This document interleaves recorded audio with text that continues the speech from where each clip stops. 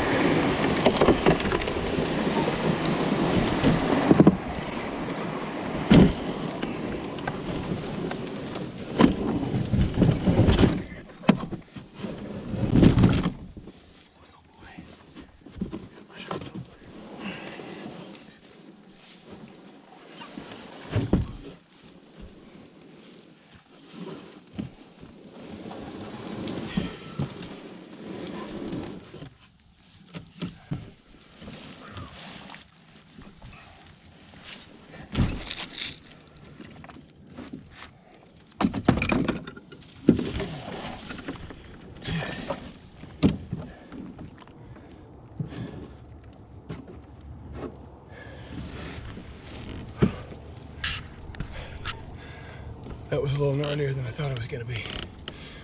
And somehow I got to get out of here tonight by myself. All right, I have got the pack loaded. I've got a lot of stuff on here, and it's a little heavier than what I thought it was going to be, but that's all right. We're going to head upriver. You can see I've got my little portable blind. It's like some goat fence.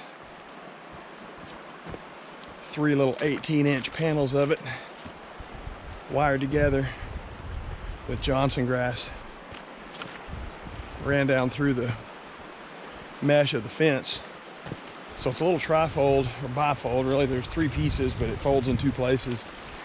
And so I can prop it up out in front of me and have a little concealment, which is hard to find down here on this river because it's all just sandbar. So I've got a stool strapped on here. I've got my little blind. I got my shooting sticks. I think I've got some water in here, I hope. I don't think I do, actually. I can make it a few hours without water. Anyway, I'm gonna shut the camera off, get upriver.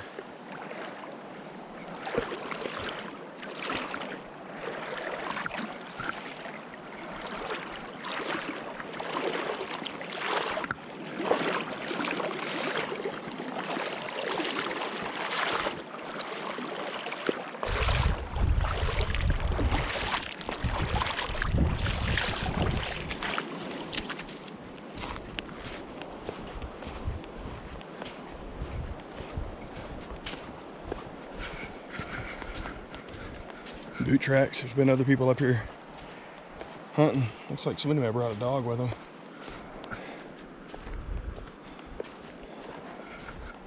There's a lot of coyotes up here, but those look bigger than coyote tracks. That looks like a domestic dog came up here with somebody.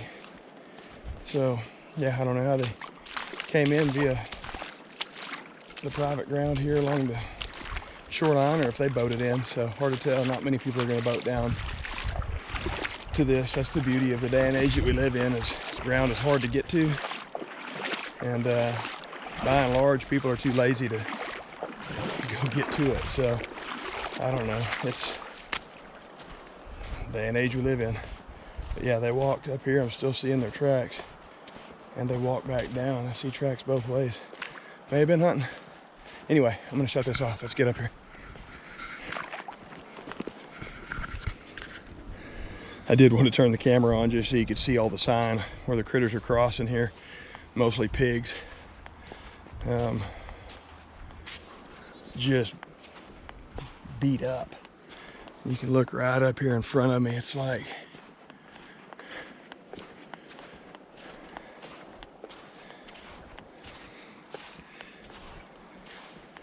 deer and pig tracks just everywhere.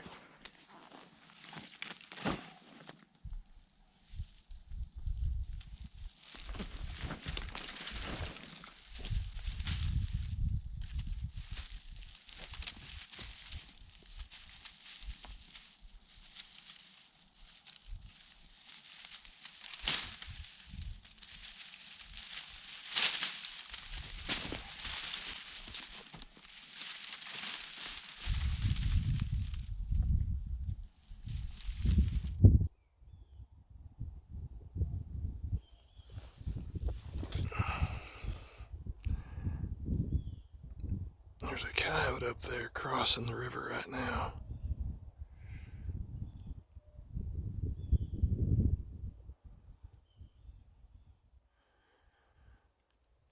And I've got no beef with him.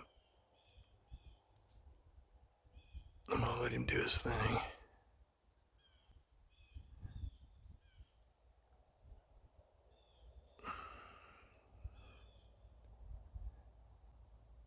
It's a big yote.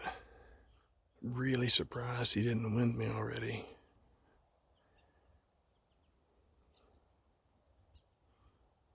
He may be far enough up there that my wind is getting blown out of the river bottom before it gets to him. I've been running into a lot of coyotes this year. That one, I'd been sitting here for, man, 3 or 4 minutes. And looked up there and seen him. Wasn't sure what it was when I first seen him come down.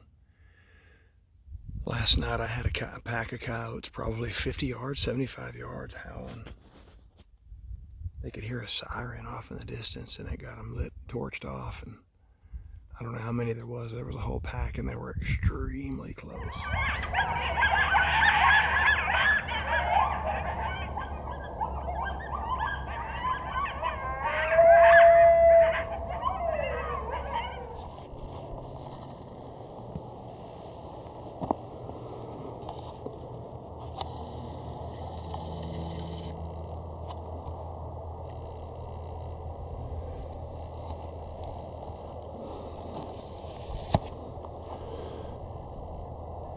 Well, I got 2 pigs down. I thought I turned the camera on. I got it opened up, spun it, and I guess when I opened it, it turned it on, and then I hit the button and hit pause.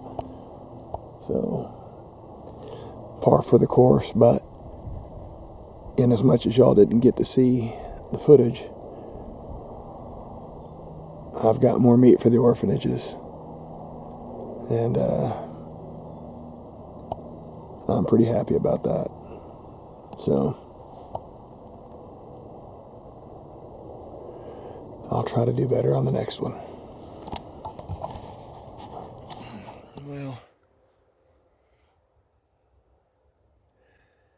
it looks like the phone is picking up more light than there really is. It's still pretty light. I mean, it's still plenty light to hunt. I got to process 2 pigs.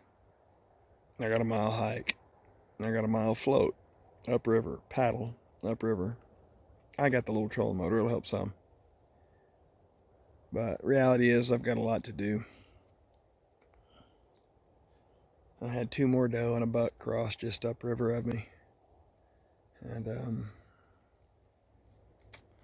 yeah, I'm out of ammo anyway, so I mean that's the gist of it. Is I brought 3 rounds and I used all 3. So probably not gonna video a whole lot more of this. I mean, basically I'm gonna be cutting up some pigs and hiking out in the dark and paddling out in the dark. So I don't know that I'll be able to get much footage that's even fit to see because it's gonna be dark.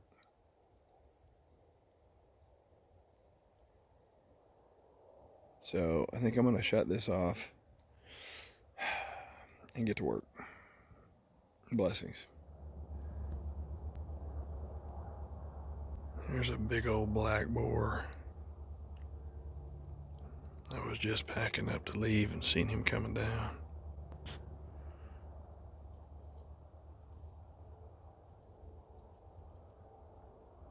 A lot of these big old boars, they tend to run solo.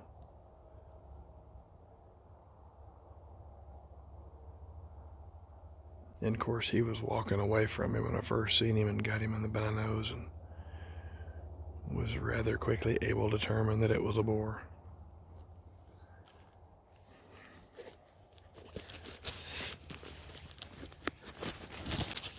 Looks like another one downriver. Well, that's a mama with a bunch of babies right there. See the little babies? Little tiny babies. Yeah, those were catching size.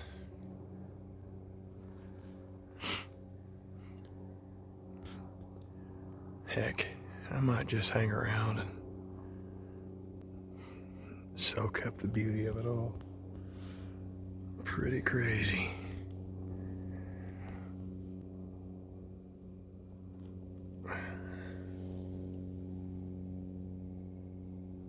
Thank you, Lord. Old brasses.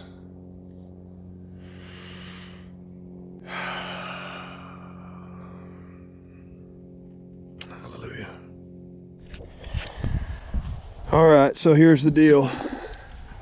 I had to run back home and get a pistol and another battery for the trolling motor. And I'm hoping it's charged, because one of those pigs isn't dead. Come here, bud. Come on. And it really is bothering me to just leave him down there. I can't do it. I can't just leave him laying there suffering. And it's been a long time since I shot him. But it doesn't matter. I can't just leave him. I've got to go do this for him and for myself, because for me it's just what's right. I just left the canoe here.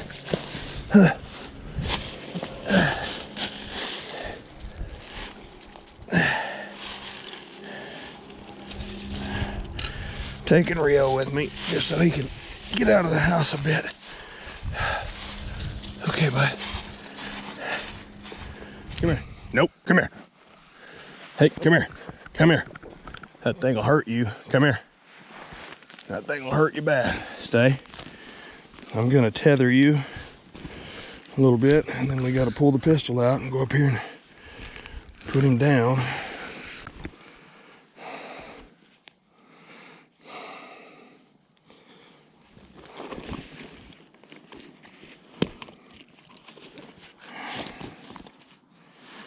Okay. Hey. Hey.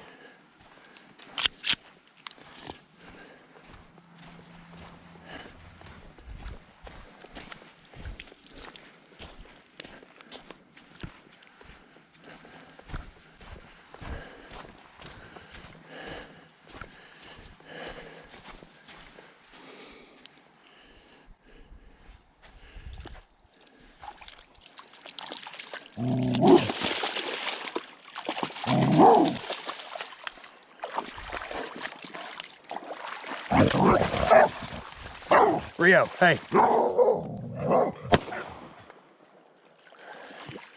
It's okay, buddy. Good boy.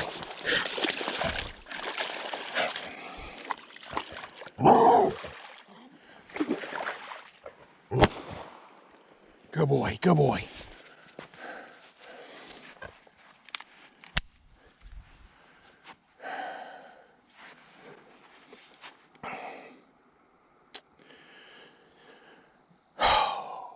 I'm sorry, Mr. Pig. I sure didn't mean for it to go like that. Come here. Come here. You're okay. This side over here. There we go. Good boy.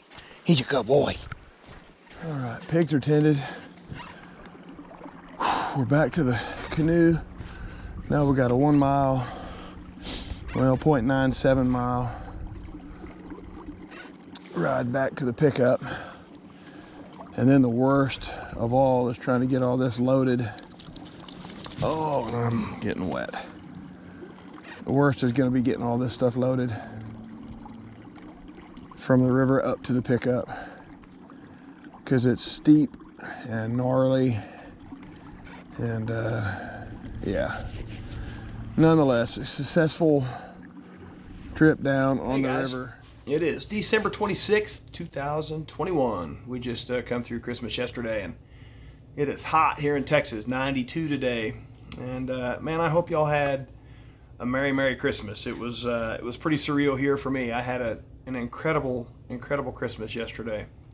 Been on the road. Went out to Mayfield, Kentucky to do some work after the tornadoes hit that area, and then had to come back and speak to a youth group down in San Saba, Texas, and then head to some orphanages in Mexico to deliver some Christmas gifts. And man, just what a blessed time to be able to go down there and be a part of that in Mexico. You know, obviously the